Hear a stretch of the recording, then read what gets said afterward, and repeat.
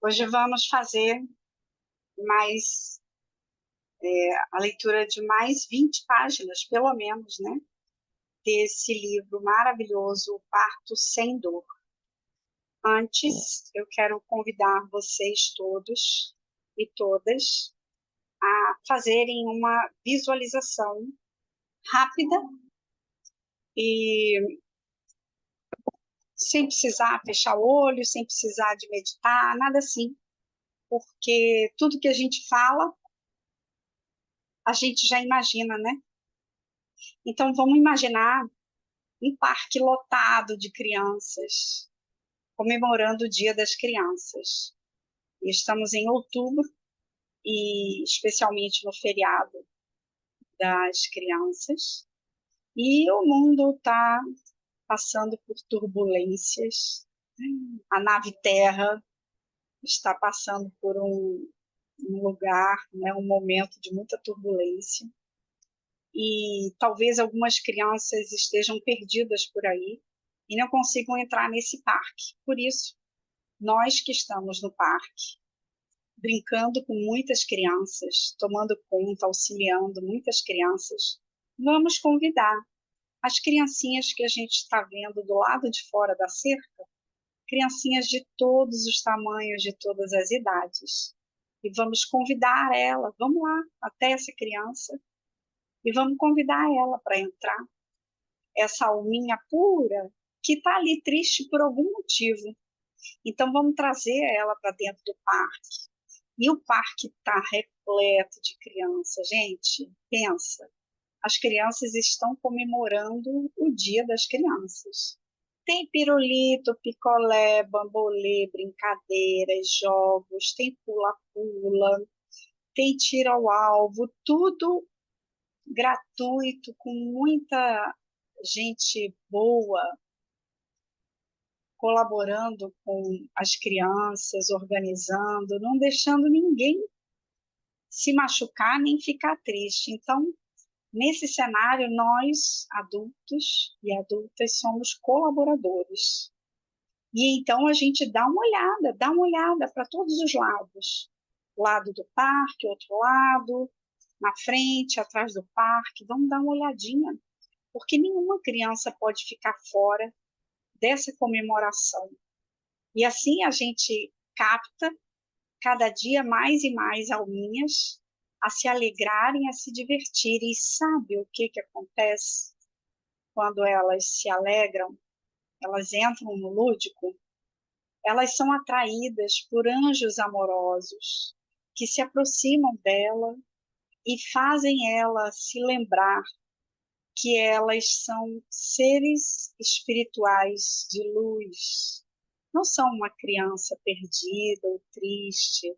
Elas são seres de luz e que vão continuar na sua missão, seja aonde estiverem.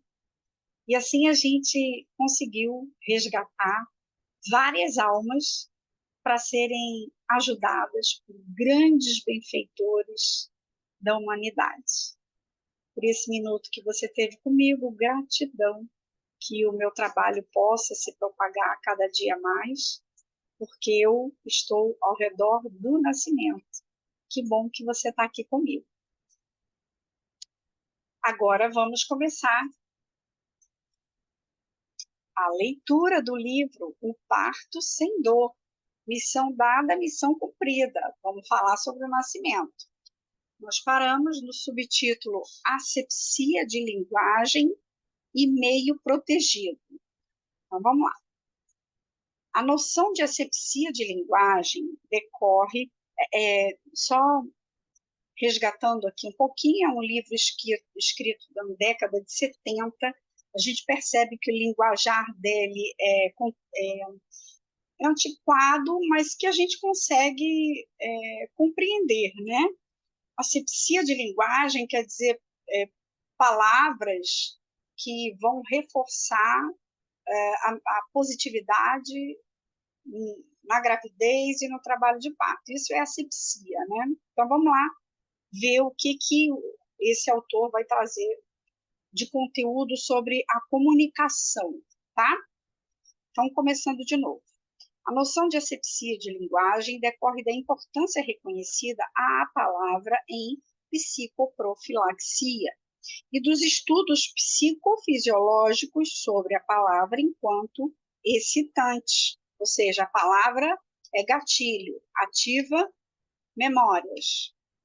A asepsia, em seu sentido primeiro, define-se como um método preventivo da penetração de agentes infecciosos no organismo.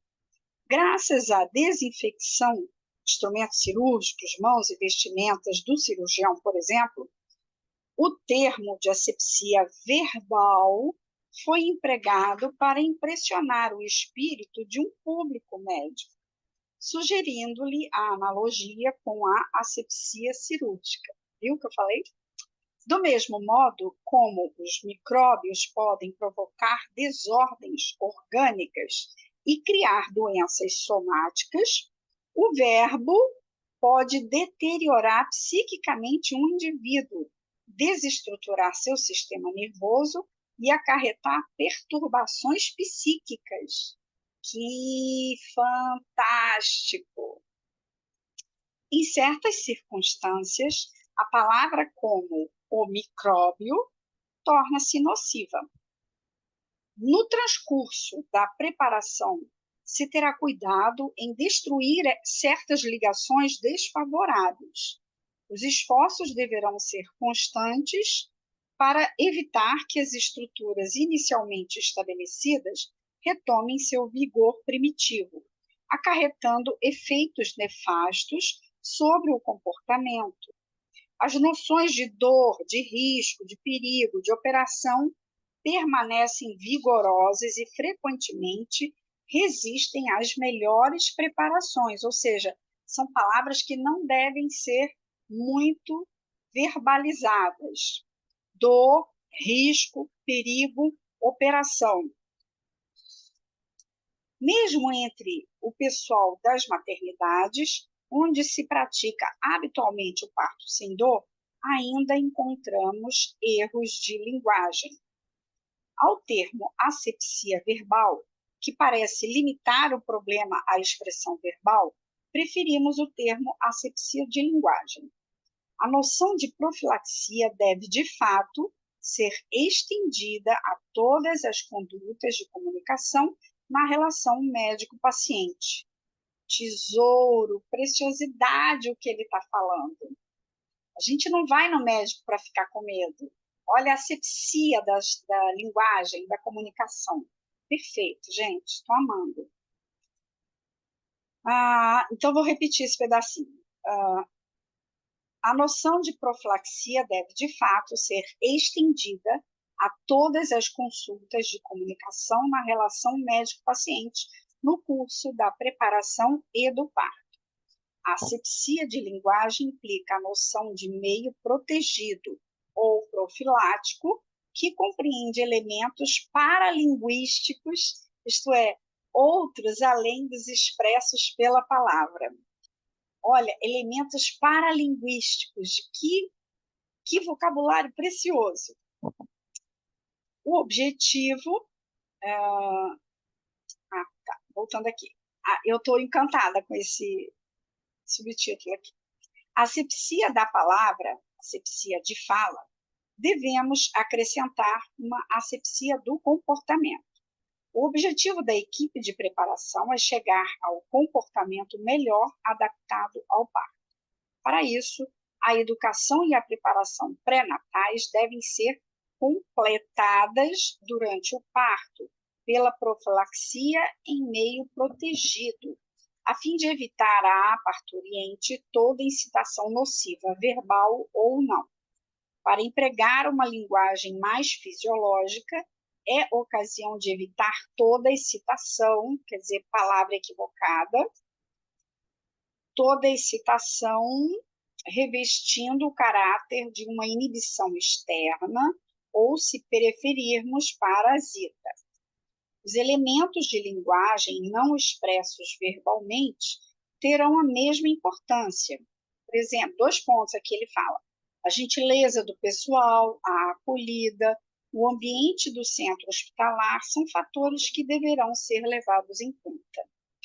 Instrumentos transportados ruidosamente sobre mesas rolantes ao longo de intermináveis corredores, um vai-vem permanente em imensas salas de partos, lençóis estendidos entre os boxes para isolar as que esperam, fazem parte das imagens de uma obstétrica certamente terminada, mas de um passado recente.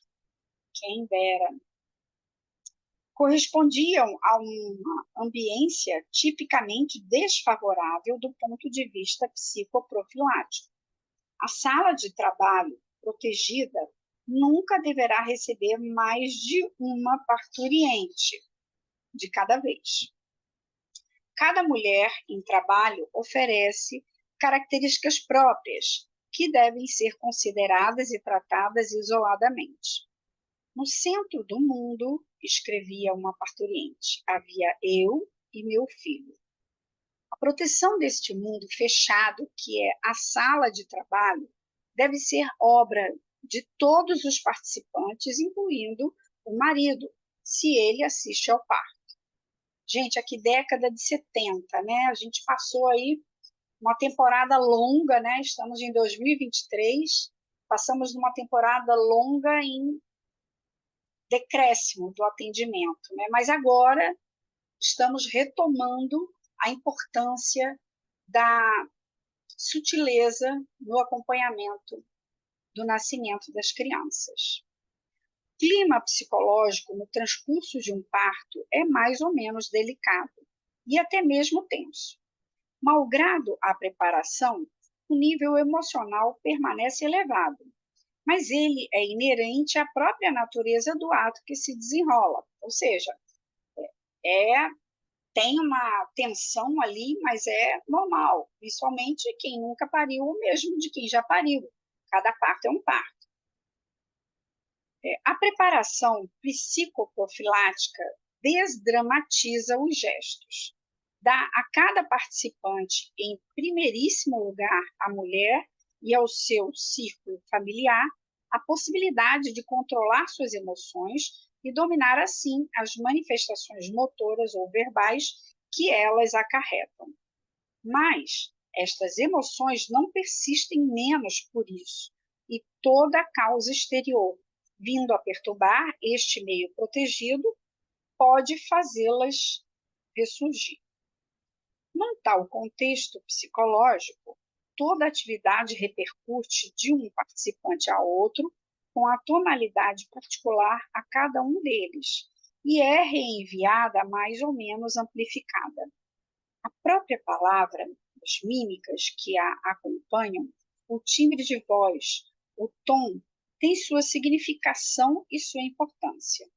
A paciente percebe tudo, e tudo reconduz às suas preocupações do momento. Ela interpreta o nervosismo eventual do médico, devido talvez a um atraso pessoal, mas não, como uma inquietude concernente à marcha do parto. Quer dizer, se ela olha para o médico está preocupado com outra coisa, ela acha que é o parto que está com alguma questão. Que outra preocupação com efeito poderia ter o médico num momento tão importante para ela?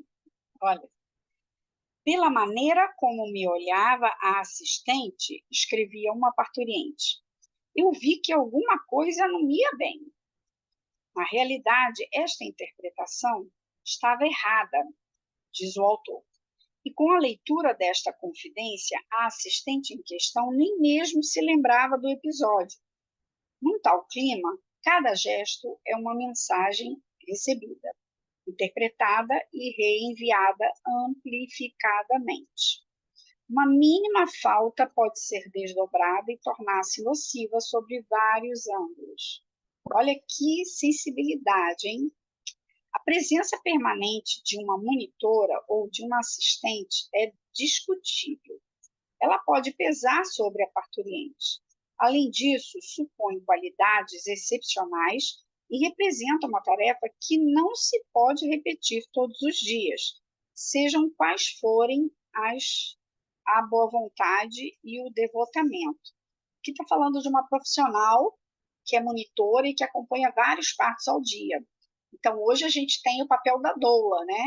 Que é contratada pelo casal e que acompanha de 4 a 8 partos por mês, quer dizer, por mês, não é todo dia, toda hora, não está trabalhando 12 horas dentro de alguma casa de parto, ou hospital, enfim. Pelo menos não até onde eu conheço. Pode ser que sim, né? É preciso, em nossa opinião, e na medida do possível, responder a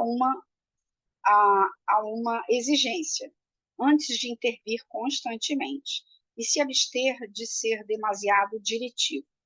Certamente, encorajaremos os comportamentos positivos, mas evitaremos as críticas que ameaçam criar uma causa de ansiedade suplementar.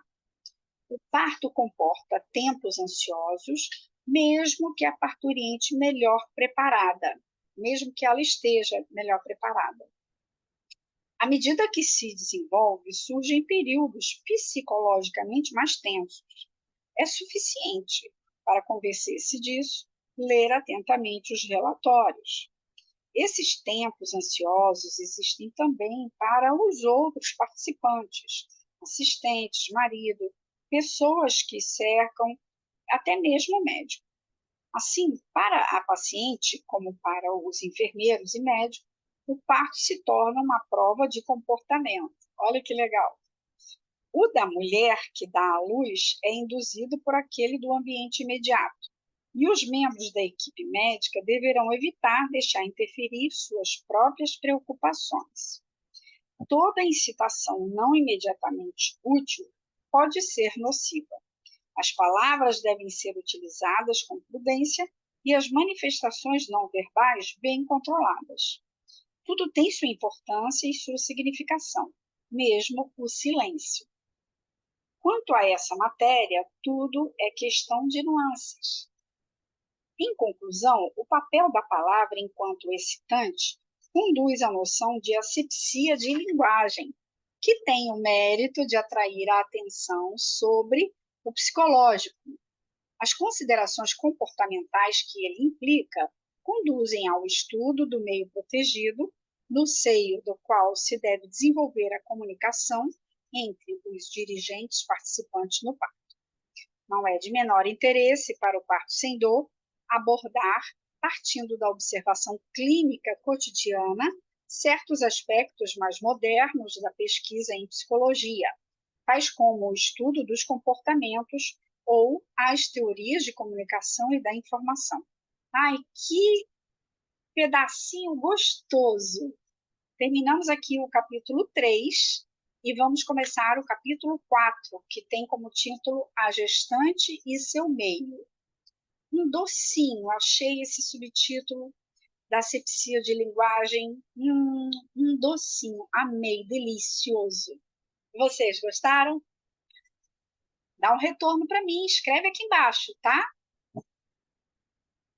Então, capítulo 4, A Gestante e Seu Meio.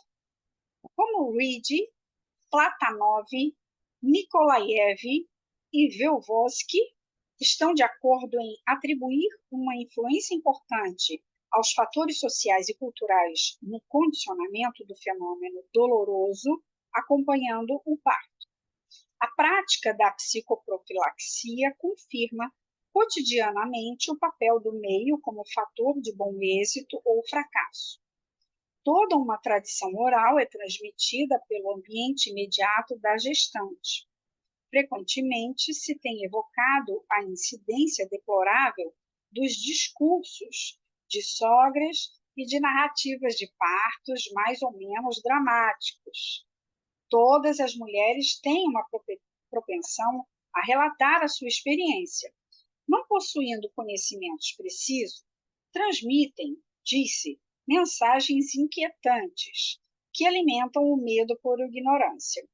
Quer dizer, uma grávida escutando o terrorismo de alguém que soube da tia, da avó, da mãe, da prima, da parente, da vizinha, né? E aquelas notícias, que aconteceu isso, aconteceu aquilo no parto, né? E isso são essas notícias inquietantes que ele está falando aqui.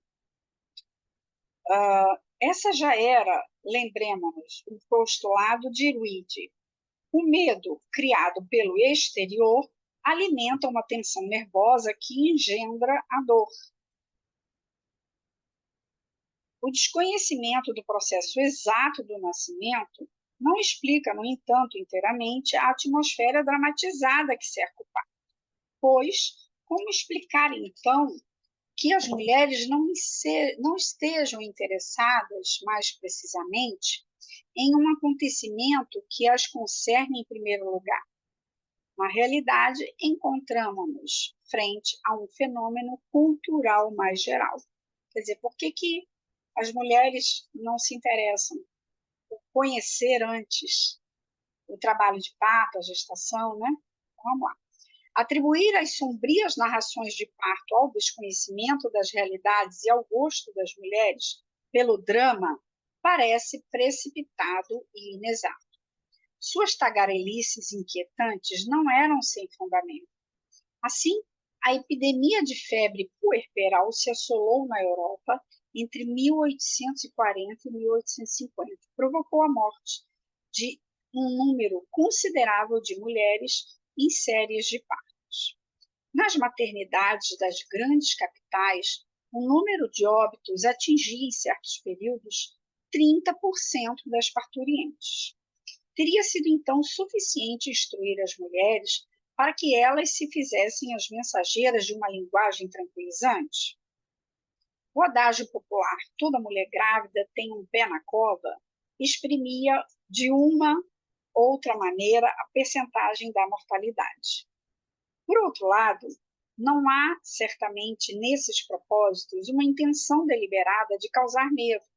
Certas frases feitas trazem, ao contrário, uma mensagem tranquilizante. Afirmações como é um mau momento a passar, mas depois não se pensa mais nele, ou expressões como as dolorosas alegrias, não têm outra significação senão afirmar o caráter benigno dos males que esperam a mulher grávida, numa época em que ainda se morria frequentemente pelo parto.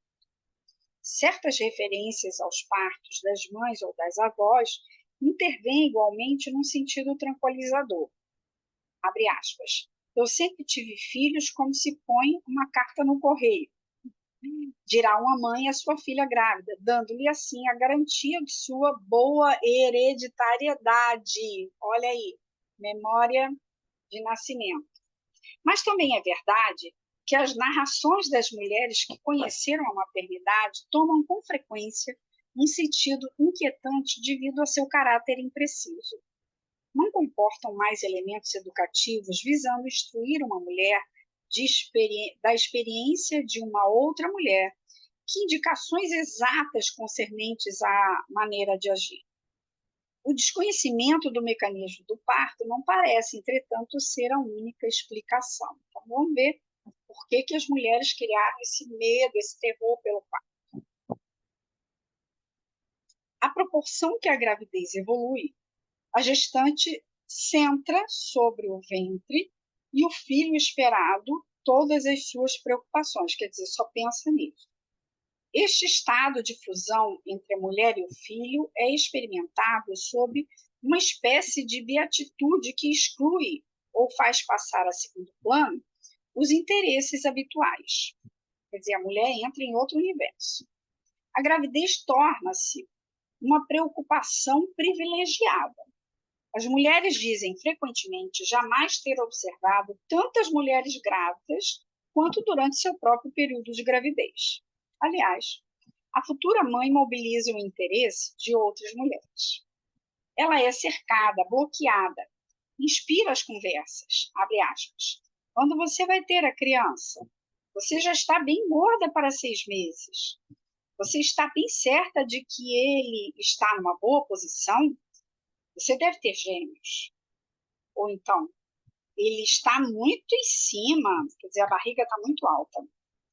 Preâmbulos e mais preâmbulos que permitem à interlocutora passar muito rapidamente ao relato de sua experiência pessoal, abre aspas. Eu, quando esperava meu filho ou minha filha, etc., aí vai narrar a tragédia, né? Como a gravidez de uma outra aviva a lembrança da época confusamente ressentida de sua própria maternidade, cada mulher buscará interessar alguém a seu respeito. O que importa no essencial é reviver, graças à narração, uma situação interessante em si, um acontecimento que deixou traços profundos e emoções ricas. Faltam palavras para exprimir todas as nuances com que uma mãe gostaria de preencher a vivência de sua maternidade. Para fazer esse relato, lhe é preciso, antes de mais nada, atrair a atenção e interessar a outra pessoa que vai ouvir. Quer dizer, quem conta um ponto, aumenta um ponto, né? Quer dizer que há uma fala um pouco mais exagerada para sair de vitoriosa aqui na história. Na maior parte dos casos, a mulher não pode suscitar este interesse por informações precisas que ela não possui. Ela bem gostaria de saber e poder explicar. Ela bem concederia seu tempo para ajudar outras mulheres a compreender. Ela participaria mesmo de bom grado na preparação ou na assistência de parturientes.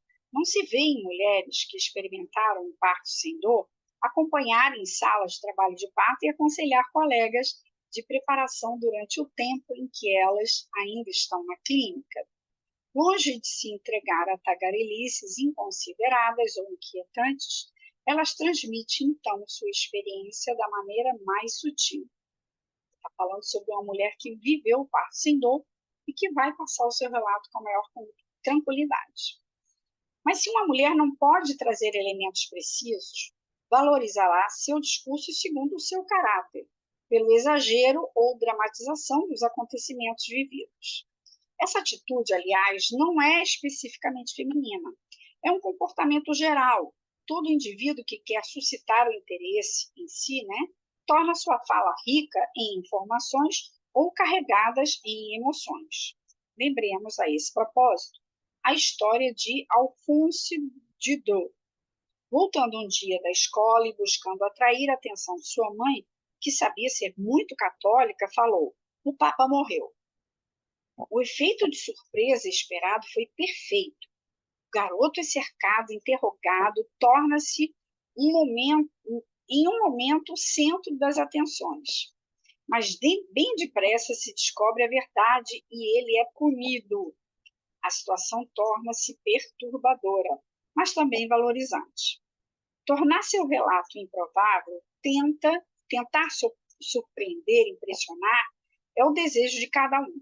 Acrescenta uma nota afetiva à relação com o outro, procura mobilizar sua atenção, não pode suportar sua indiferença. Em outros termos, procura fazer-se amar. A maternidade é sempre importante na vida de uma mulher.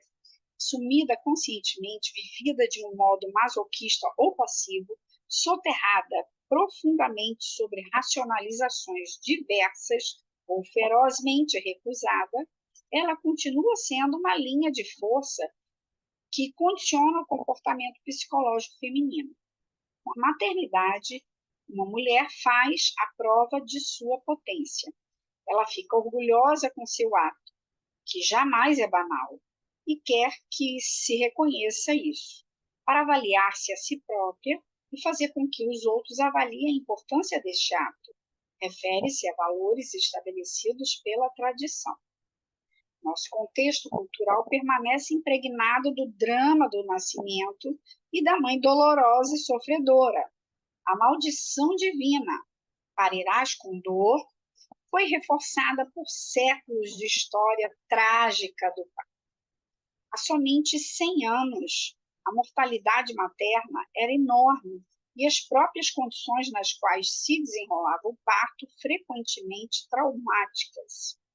Com a descoberta da asepsia e da higiene das mãos dos médicos, né, a contribuição dos antibióticos e o aperfeiçoamento das técnicas cirúrgicas, aqui está a década de 70, né? A partir de 80, 90, já começa a cesariana a entrar na linha na linha de trabalho dos hospitais, né, da especialização, né?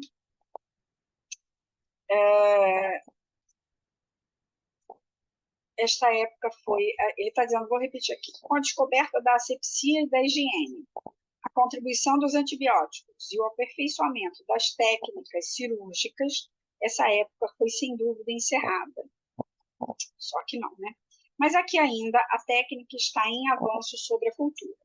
Só em 1956, a mais alta autoridade moral do mundo católico punha em causa a maldição bíblica e tentava dar-lhe uma interpretação melhor adaptada à realidade técnica e científica. Aqui ele está citando o discurso de um papa em 1956. As reações de oposição provenientes de pessoas consideradas ilustres diante de certas produções escritas, filmadas ou televisionadas de vanguarda, provam bem que a atmosfera cultural e as tradições éticas de nossa época estão ainda sob a influência do passado distante, né? Relacionando sua experiência pessoal com esta tradição de dores e dramas, que a mulher se sentirá valorizada. Terá o sentimento de tornar-se interessante se seu parto transcorre num estilo enquadrado, isto é, no sofrimento. Somente deste modo ela merecerá ser mãe, ó céus. No leste da França, mulheres a quem se propunha a preparação ao parto sem dor objetavam serem tão capazes quanto as outras para suportar as dores do parto. Tendo um filho sem dor, sentiam-se frustradas, desvalorizadas. Ai, que louco! Suprimiam um rito introdutório que até então permitia às suas semelhantes a passagem para uma instância superior que as aproximavam da imagem ideal e tradicional da mulher feita mãe na dor. Em nossa época, a escala de valores se modifica lentamente. As mulheres que fazem a experiência do parto sem dor, assim como suas mães, têm necessidade de valorizar seu ato. Suas motivações profundas permanecem as mesmas, mas elas veiculam outras informações. Aprendem a fazer sua experiência certamente com uma compreensão mais precisa de sua biologia, mas, sobretudo, transforma seus valores de referência. Relacionam não o que sofreram e como se mortificaram, mas como souberam agir e se dominar numa situação reivindicada como desejável. Não se apresentam mais como vítimas dignas de piedade e compaixão, mas como mães ativas, conscientes e felizes. São capazes de responder à exigência de suas determinações biológicas para assumir sua sexualidade sem sombras e plenas. Não tem mais sentimento de ter de pagar caro por um prazer culposo. O parto sem dor marcou nossa época, operando, já se disse, uma verdadeira ortopedia afetiva. A era da mater dolorosa terminou. Resta integrar esse fato numa cultura que, no momento, não concede à mãe, em geral, o lugar importante que ela ocupa na realidade social. Gente, esse parágrafo deveria ser repetido por nós, né? Porque, infelizmente, esse circuito não acabou. Capítulo 5, parto sem dor e paternidade. Se já muito se escreveu sobre a psicologia da gestante, em compensação, nos preocupamos muito menos com a vivência do genitor e seu comportamento, numa situação da qual ele é igualmente responsável. Sob certos pontos de vista, essas lacunas são significativas. Tem-se a impressão que não há paralelismo no trajeto sexual dos dois parceiros, nem coincidência em suas necessidades afetivas. A mulher prolonga sua sexualidade na maternidade, enquanto o homem parece limitar seu papel à fecundação. A relação estabelecida no momento da procriação parece interrompida desde o princípio da gravidez. No prefácio do livro de Jean Gondornow, A Fidelidade, Catherine Villagrese assinala a este respeito que, em algumas tribos indígenas da América, a mulher grávida designa ao esposo aquela que vai substituí-la durante o período em que ela própria se dedicará a seu papel de procriadora. Oh, louco, hein? A noção mesma da paternidade é variável conforme as civilizações. Se a filiação materna é certa e se estabelece sempre da mesma maneira, o conceito de paternidade, em compensação, é variável. A mulher torna-se mãe segundo as leis da natureza. O homem fez-se pai segundo as regras da cultura. Em seu livro sobre a repressão da sexualidade nas sociedades primitivas, Malinowski constata que nas Ilhas Trobriand é o irmão da mãe que exerce a autoridade e o papel social do pai. Um exame mais aprofundado permite afirmar que o homem se implica psicologicamente no processo da procriação. Desde sua mais tenra idade, o menino trai preocupações relacionadas com o fenômeno da gestação. Do mesmo modo como a menina deseja possuir um pênis, o menino manifesta fantasmas de incubação da criança. Bruno Bettelien, no livro As Injúrias Simbólicas, cita exemplos de garotos travestidos por ocasião de festas e cujo disfarce simula o ventre proeminente da mulher grávida.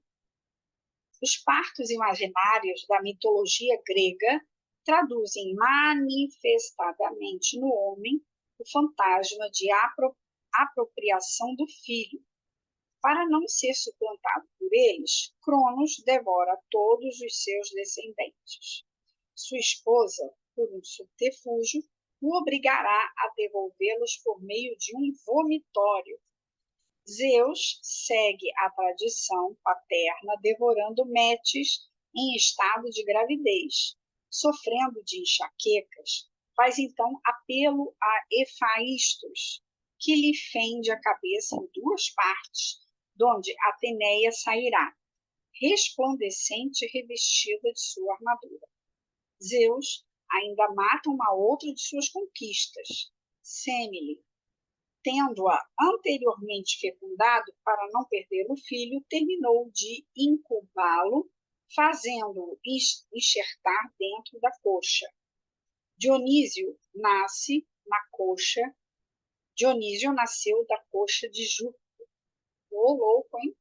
O rito tribal do ninho e do choco é igualmente significativo a este respeito. Em certas sociedades primitivas, o homem manifesta signos de dor durante o parto da mulher. O termo síndrome de Lacouvade, utilizado particularmente por Tretouan, designa um conjunto de sintomas que os pais, em nossas próprias civilizações, podem apresentar durante a gravidez e o parto de sua mulher. Tratam-se de desordens de caráter psicossomática que se reproduzem habitualmente a cada maternidade da esposa. Traduzem-se pela aparição de afecções benignas, abscessos dentários, panaríceos, terçol, verrugas plantárias, furúnculo, etc. O herpes labial aparece no marido com uma frequência significativa durante o período de aleitamento. Outros sintomas, perturbações digestivas, nevralgias, etc., podem também estar em ligação com a gravidez e o parto. Tais manifestações fazem pensar que o marido está, de fato, dependente, no sentido psíquico do termo, da gestação da mulher, que está, de fato, nela implicado. Ele parece viver o evento com uma componente emocional bastante intensa para acionar sintomas somáticos. Pessoalmente, podemos observar um caso de repercussões curiosamente paradoxais. No momento do parto de sua mulher, o marido é portador de um abscesso dentário, reação possível, como vimos, a um acontecimento que não o deixa indiferente. Aturdido por seu mal, ele falta a todos os seus desfazeres, não, ele falta a todos os seus deveres, fazendo apenas uma rápida visita à mulher. Fisgado em suas dificuldades de adaptação, que exprime de uma maneira tão dolorosa, não cumpre nenhum dos gestos tradicionais de gratidão. A esposa interpreta sua atitude como indiferença diante da proeza concluída. Sua ferida de amor próprio seria tanto maior quanto sua necessidade de valorização era importante. Ela não lhe perdoará esta recusa de reconhecimento e, por sua vez, apresentará inconscientemente em suas relações ulteriores comportamentos de negação do parceiro. O que sabemos do síndrome de Lacouvé permite compensar que o marido, longe de estar diferente à gravidez da mulher e ao nascimento do filho, exprimia desta maneira sua participação afetiva. Mas este modo de expressão somática não era uma homenagem convencional apta a satisfazer uma importante exigência de valorização pessoal. Implicado psicologicamente no processo de procriação, se nos atemos às aparências e os casos gerais, só participa muito parcialmente nesse acontecimento. Orgulhoso de ter sido fecundo e capaz de se reproduzir, ficou ao mesmo tempo intrigado, impressionado, até mesmo inquieto diante do corpo de sua mulher e suas modificações. Terá naturalmente tendência a deixar a outros o cuidado de levar o bom termo da sua proeza. Facilmente convencido da utilidade das ocupações mais viris, confiará à sua esposa a solitude e aos cuidados das fileiras femininas do clã familiar. O sentimento de segurança que tira daí o afastará ainda mais um pouco das preocupações de sua companheira. Às mulheres cabe velar, aconselhar, preparar, tarefas que cumprirão com diligência, retomando assim posse de uma das suas por um momento escapada. A mãe reencontrará a filha, se confundirá com ela em deleite, reativando seus próprios fantasmas de procriação. Quanto ao marido, interessar-se por esses problemas especificamente femininos seria um pouco desmerecedor da sua dignidade masculina. Embora ele deseje ter conhecimento do que se passa, não se atreve sequer a assistir ao exame médico. Conta-se que Luís XIV se permitia acompanhar os partos das suas amantes, escondido atrás de uma tapeçaria. Reencontra-se bem a imagem do homem inquieto, intrigado, que espera nos bastidores que o ato seja encenado para retornar em seguida às suas prerrogativas de pai e de genitor. Com o parto concluído de um modo feliz, ele pode estar novamente orgulhoso de si mesmo. Olha a história da humanidade. As precauções de asepsia e a mecanização não contribuíram muito para desalienar o pai. Em certas maternidades americanas, é pela televisão que o recém-nascido lhe é mostrado, a fim de evitar toda a contaminação microbiana. Olha, isso não é tão antigo assim, não. Né? Há pouco tempo ainda era assim. Era chique assistir o parto pela televisão. Num tal contexto, concebe-se facilmente que a relação entre esposo seja rompida neste momento de sua vida comum. Certamente o homem deve ajudar e assistir a esposa, mas a assistência prevista pelos legisladores não comporta forçosamente o encontro ao nível transcendental da procriação. Neste momento, no entanto, a mulher mobiliza toda a sua afetividade e apresenta um terreno excepcionalmente fértil, propício aos desenvolvimentos de situações emocionais diversas. Este período da maternidade, bem como o das primeiras relações sexuais, frequentemente estará na origem de estados de frigidez, de dificuldades psicossexuais ou de perturbações relacionadas entre numerosos casais. A causa destes fracassos deve ser buscada, em parte, no contexto social e cultural. Em nossas sociedades, o papel da mulher, mãe ou parceira sexual é frequentemente limitado àquele de um revelador dos possíveis do homem. Ela ajuda o marido a ter bom êxito em suas iniciativas sociais, adota e defende suas posições públicas ou suas opiniões. Ela o define constantemente como valor, uma sociedade onde ela mesma nada mais é do que um parâmetro de função do qual um macho se compara a outros machos. Encontraremos tal esquema sociológico no momento da procriação. A gravidez faz prova da fecundidade masculina e se a mulher estéril é vilipendiada, é antes de tudo por ser incapaz de revelar a potência do homem. Este tipo de relação entre parceiros, contaminado da dependência da mulher numa sociedade androcentrada, é um obstáculo psicológico a um verdadeiro encontro. Profundo, hein? Gostei. Todo indivíduo tem necessidade de ser reconhecido na manifestação de seu bom funcionamento, portanto, de sua potência. Se para o homem esta potência é a capacidade de fecundar, para a mulher é a possibilidade de dar à luz a uma criança. Para um e para outro é a faculdade de assumir seus determinismos biológicos, realizando aquilo para o qual são feitos. Negar a um homem sua função de procriação equivale a negá-lo enquanto totalidade. É sempre uma situação dramática aquela em que a mulher anuncia ao marido que ele não é o pai do filho que ela porta. Esta ferida de amor próprio vai deteriorar para sempre suas relações.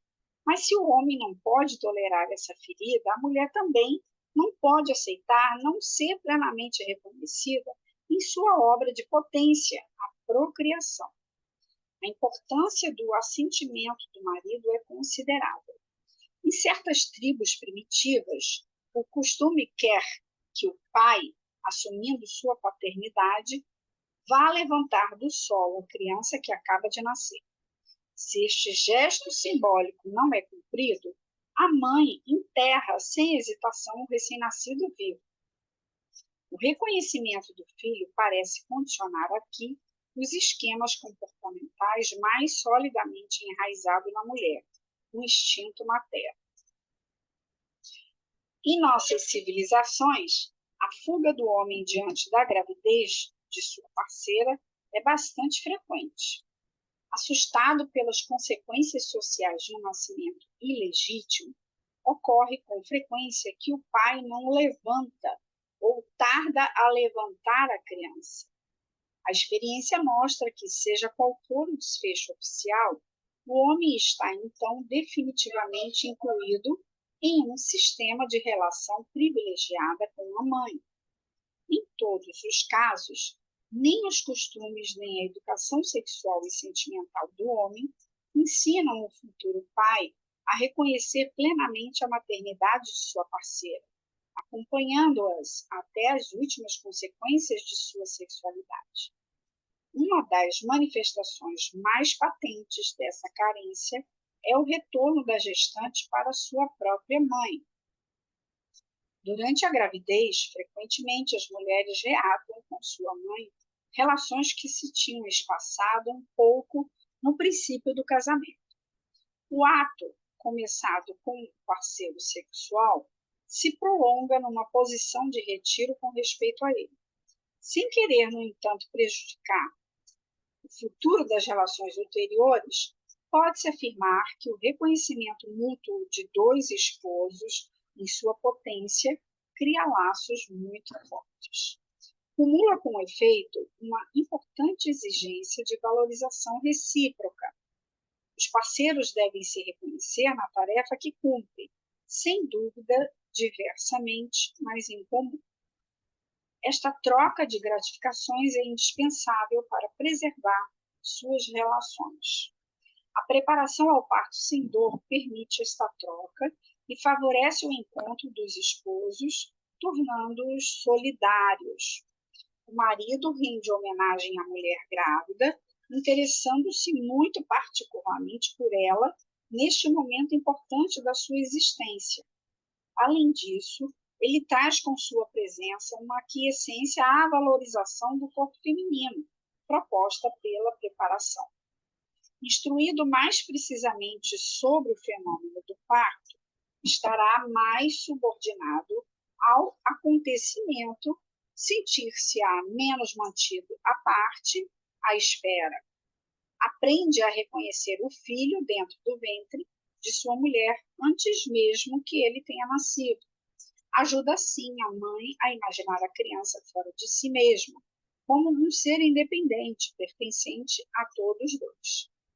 Os relatórios de gravidez e parto feitos por mulheres preparadas traduzem bem esta partilha da espera, de preocupações em torno do nascimento. O emprego geral dos nós, entre aspas, é significativo desta solidariedade. Falsos argumentos de higiene frequentemente fazem afastar o pai da sala de parto, para limitar, assim, toda a contaminação vinda do exterior.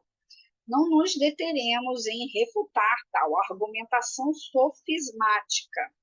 São outros tantos pretextos para evitar toda transformação nos hábitos. O marido deve poder assistir ao nascimento se assim o deseja. É uma das regras indiscutíveis da psicoprofilaxia e um dos interesses do parto sem dor.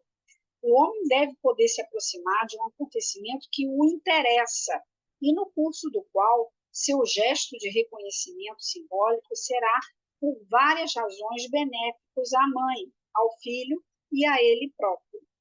Certos médicos chegam mesmo a propor que o pai corte o cordão umbilical. É indispensável recriar assim o ritual? Por que não? O rito permite dominar as manifestações gestuais ou verbais mal controladas e corrigir atitudes espontâneas, mal adaptadas às circunstâncias. Se o marido, que bate a porta declarando ainda uma menina, fosse obrigado a cortar o cordão, este gesto simbólico talvez lhe oferecesse ocasião para se redimir. Em nosso contexto social e cultural, que não favorece nem a igualdade nem a comunicação dos parceiros sexuais, o método psicoprofilático de preparação ao parto parece, por conseguinte, uma tentativa interessante para fazer da procriação um ato de acordo mútuo, plenamente assumido pelo homem como pela mulher. Nós terminamos aqui a primeira parte do livro e vamos parar e a próxima parte é a segunda parte, como viver a experiência do parto sem dor, que vai ficar para a próxima sexta. Obrigada até aqui.